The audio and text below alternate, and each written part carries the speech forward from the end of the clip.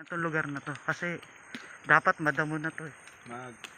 Parang maalala ko nung kumukuha kami ng kahoy sa sa bundok eh. Ganito ano? Ganito forma eh. Kaibaan lang, hindi siya pine tree. Ahas baging oh. Bagay. Ahas baging. Morning.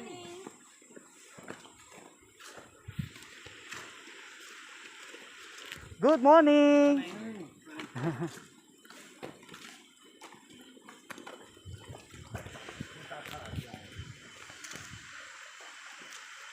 Dito kasi bawal talaga mga manguha ng kahoy dito. Kahit yung mga tuyo. Kaya hitit na hitit sa kahoy. Kaya kita mo kahit mga dami ng pero walang kumukuha ng mga kahoy. Virgin forest. Virgin forest.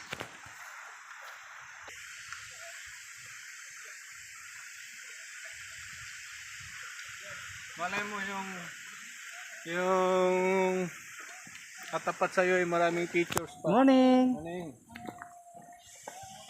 No. Oh, yung